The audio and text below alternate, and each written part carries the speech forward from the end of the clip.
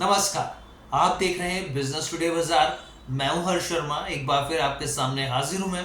जैसे कि business today बाजार ने आपसे वादा किया था कि हम लोग आपको क्वार्टर फोर से जुड़े जो भी जिन कंपनियों के नंबर्स आते जाएंगे हम लोग आपके साथ साझा करते जाएंगे। टीसीएस के नंबर आए, देश की सबसे बड़ी आईटी कंपनी की, हमने आपको दिखाए शुक्रवार को जिस तरीके से नंबर आए। उसके बाद हमने तुरंत एक वीडियो बनाई किस तरीके के इसके नंबर्स रहे, इसमें क्या स्ट्रेटजी अपनानी चाहिए। यहाँ तक कि हमने राघवेंद्र जी का व्यू भी लिया वीडियो के ऊपर कि क्या अभी एंटर किया जा सकता है, क्या स्टॉप लॉस रहना चाहिए और आगे किस तरीके से आईटी इंडेक्स परफॉर्म कर सकता है, क्योंकि लंबे समय से म्यूटेड था।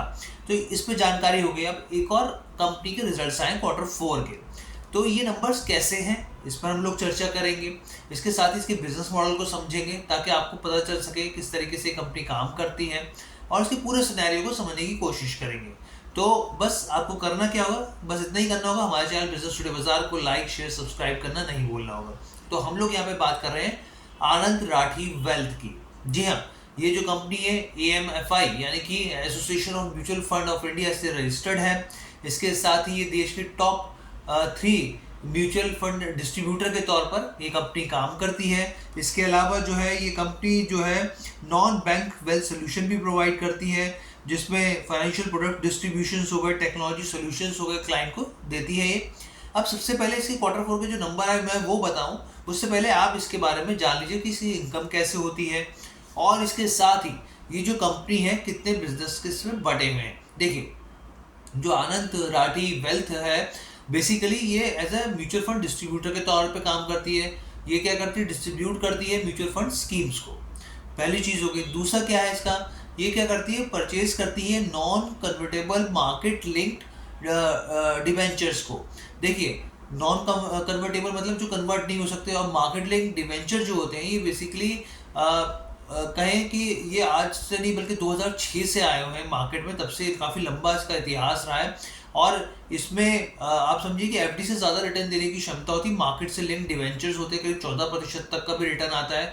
और ख़ास तौर पे बोला जाता है कि ये HNIs के लिए बेहतर प्रोडक्ट होते हैं। और इसके साथ ही यहाँ पर इसको इस नज़रिए से भी देखा जाता है कि आप जो रिटायर्ड हैं उनके निवेश के लिहाज से भी इसको इस नज़रिए से देखा जाता है। तो ये क्या करती है, ये अपने क्लाइंट को ऑफर करती है और इसी से जो इनकम होती है उससे जो सेल करती है उसी से इनकम होती है। इसके 3 बिजनेस, ये एक वर्टिकल हो गया।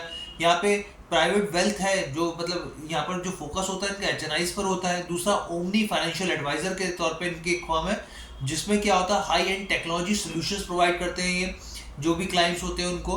तो ये इनका बिजनेस मॉडल है और इनकम का सोर्स है।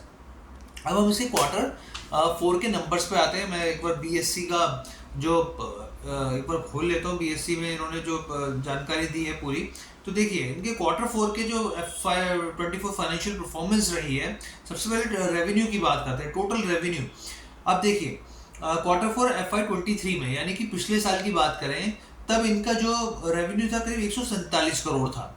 लेकिन अब इस क्वार्टर फोर में जो अब आया FY24 के क्वार्टर फोर में, अब जो आया 197 करोड़ आया। 147 करोड़ से बढ़कर यहाँ पे 196 करोड़ के पार निकल गया है, यानी 34% की YoY बेसिस पर ग्रोथ देखने को मिली है।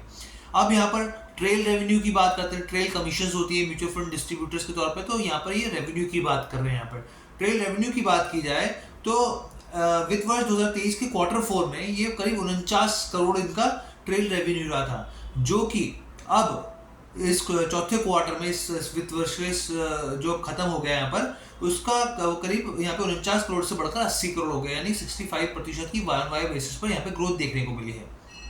अब यहाँ पर तो आगे बढ़ते हैं, प्रॉफिट आफ्टर टैक्स की बात करते हैं, पैट मार्जिन्स की, वो कैसे रहे हैं। तो देखिए वित्त वर्ष 2023 के क्वार्टर फोर में पिछले साल की बात की जाए तो यहाँ पे 43 करोड़ थे, लेकिन अब जो चौथा क्वार्टर गया है यहाँ पर ये करीब 57 करोड़ हो गए, यानी कि 28% की ग्रोथ यहाँ पर भी YoY बेसिस पर देखने को मिली है। अब AUM की बात करते हैं। यहाँ पर एसेट अंडर मैनेजमेंट बहुत इंपॉर्टेंट चीज़ होती है किसी भी म्यूचुअल फंड डिस्ट्रीब्यूटर के तौर पर। तो यहाँ पर देखिए मार्च 2023 में ये करीब था 38,993 करोड़ के आसपास, लेकिन अब मार्च 2024 में ये बढ़कर हो गया है यहाँ पर करीब 59,351 करोड़ का, यानी कि 52% की ग्रोथ YoY बेसिस पर देखने को मिली है। AUM एसेट अंडर मैनेजमेंट क्या होता है, देखिए आप कोई भी आप जैसे बड़े बड़े म्यूचुअल फंड्स होते हैं या फिर AMC's कंपनी होती हैं, वो क्या करती हैं, आप उसको ये समझिए कि किसी भी म्यूचुअल फंड में जब खरीदारी की जाती है तो AUM को दिखाता है कि कितने निवेशकों ने उस म्यूचुअल फंड कंपनी में निवेश किया है और साथ ही उसमें परसेंटेज ऑफ रिटर्न कितना है, इन दोनों को मिला दिया जाता है तो AUM माना जाता है कि AUM है। और ज़्यादातर निवेश के लिए जो बड़े बड़े एक्सपर्ट होते हैं वो कहते हैं कि आपको AUM ज़रूर देखना चाहिए यहाँ पर।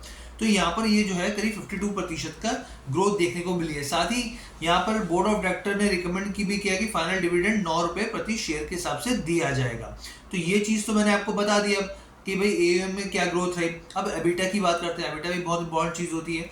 तो यहाँ पर क्या है, एबिटा में करीब 20% की ग्रोथ देखने को मिली है यहाँ पर पिछले साल के मुकाबले। पहले क्या था, पिछले साल 60 करोड़ के आसपास था, अब यहाँ पे 73 करोड़ के आसपास आया है नंबर। एबिटा मार्जिन की बात करें यहाँ पे, एबिटा देखिए वही होता है कि अर्निंग बिफोर इंटरेस्ट हो गया, टैक्स हो गया, डेप्रिसिएशन हो गया, अमोर्टाइजेशन हो गया। तो यहाँ पर क्या है, एबिटा मार्जिन जो आया है वो करीब यहाँ पे 39% की यहाँ पे ग्रोथ देखने को मिली है, लेकिन पिछले साल यहाँ पे करीब 42% की ग्रोथ थी यहाँ पर। तो ये चीज़ आपके सामने क्लैरिटी से हमने दे दी है। अब उसके बाद और चीज़ें हम लोग आपको देखते हैं। रिटर्न ऑन इक्विटी की बात की जाए यहाँ पे तो करीब 40% रिटर्न ऑन इक्विटी है। अब इसके PE की बात की जाए अगर, तो इसका PE करीब 74 के आसपास है। अगर आप इसके अलावा अगर इसकी पीयर कंपनी से कंपैरिजन करें, इसका जैसे बजाज फाइनेंस हो गया तो 32 के आसपास इसका PE है। बजाज फिनसर्व की बात करें 34 के आसपास PE है। चोलामंडलम इन्वेस्टमेंट फाइनेंस 30 के पास, श्रीराम फाइनेंस 14 के आसपास, और बजाज होल्डिंग्स 15, HDFC AMC 44 के आसपास, लेकिन आनंद राठी का जो है वो 74 के पास AMC है। तो ये हमने आपको कवर करके बताया कि इसके रिजल्ट्स कैसे रहे हैं। और इसके साथ ही मैं आपको बता दूं कि इसके रिटर्न ऑन इक्विटी तो हमने आपको बता ही दिया है यहाँ पर। इसके अलावा करीब करीब करंट प्राइस जो है स्टॉक का करीब 4009 रुपये के आसपास है, और 4200 का इसका जो हाई था 52 वीक हाई, और इसका लो तो खैर हम लोग अभी फिलहाल नहीं देख रहे, लेकिन ये 4200 के आसपास का हाई था, अभी उससे थोड़ा सा दूर ये स्टॉक दिख रहा है। इसके अलावा अगर आप इसमें शेयर होल्डिंग पैटर्न देखें तो प्रमोटर्स की हिस्सेदारी करीब 48% है पे, FIs की करीब 3% के आसपास है, DIs की करीब 9 साढ़े 9 के आसपास है, और पब्लिक होल्डिंग करीब यहाँ पे 40% के आसपास है। तो ये हमने आपको Q4 के एक नंबर कंपनी के बताया यहाँ पे, जो कि as a mutual fund distributor के तौर पे काम करती है।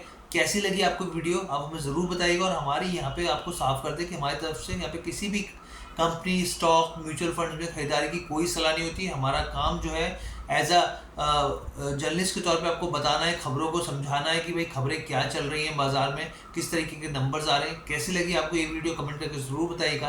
बिजनेस टुडे बाजार के साथ जुड़ने के लिए बहुत बहुत धन्यवाद।